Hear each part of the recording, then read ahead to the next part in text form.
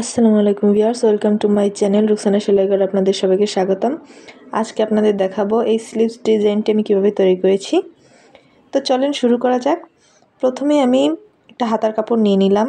তো এটা 3 পিসের কাপড়, তো এইটুকুই ছিল। 18 ইঞ্চি লম্বায় এবং চওড়া হচ্ছে 9.5 ইঞ্চি। তো আমি পুরোটাই রেখেছি, পুরোটাই আপনাদের দেখাবো। তো আপনারা এরপর ডিজাইনটা করে মাপ মতো অনুযায়ী কেটে নিতে পারেন, আবার কেটেও তৈরি করতে পারেন।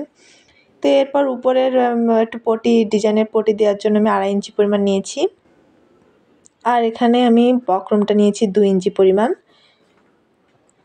তো নিচের পটি থেকে বক্রমটা 1/2 ইঞ্চি কম নিতে হবে। এরপর এখানে দেখেন আমি 1/2 ইঞ্চি মার্ক করে নিব। এখানে আমি একটা লম্বা দাগ দিয়ে নিচ্ছি ডিজাইনটা করার জন্য। তা হাতের কাছে আমি আমার মেয়ের এই খেলনাটাই পেয়েছি এই গোল শেপটা দেওয়ার জন্য। তো দেখেন এটা দিয়ে কাজ চেলে নিচ্ছি। তো এটা এভাবে বসিয়ে ঠিক ওই দাগের মাঝখান দিয়ে এভাবে করে মার্ক করে নিতে হবে। তো আশা করি দেখে বুঝতে পারছেন।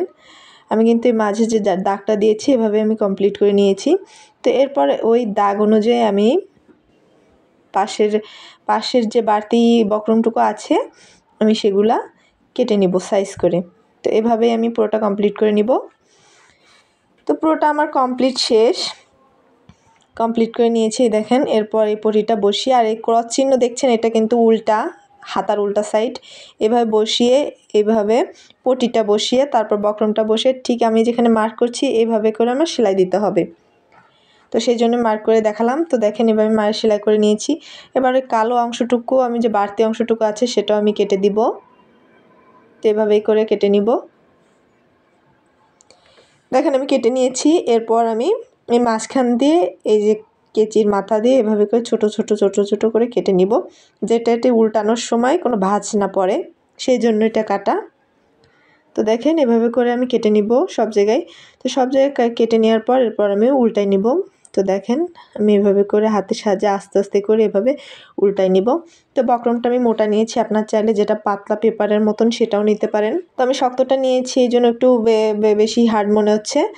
তো এরপর আমি উল্টা নেওয়ার পর এভাবে এই কর্নার দিকে ভাঁজ করে সেলাই দিয়ে নেব। তো দেখেন তৈরি। তো স্লিভস ডিজাইনটি কেমন লেগেছে সবাই কমেন্ট করে জানাবেন। ভিডিওটি ভালো লাগলে লাইক, কমেন্ট এবং শেয়ার করে দেবেন, আর যারা সাবস্ক্রাইব করেনি তারা সাবস্ক্রাইব করে দেবেন। ভিডিওটি পর্যন্ত সবাই ভালো থাকবেন, সুস্থ থাকবেন। আল্লাহ হাফেজ।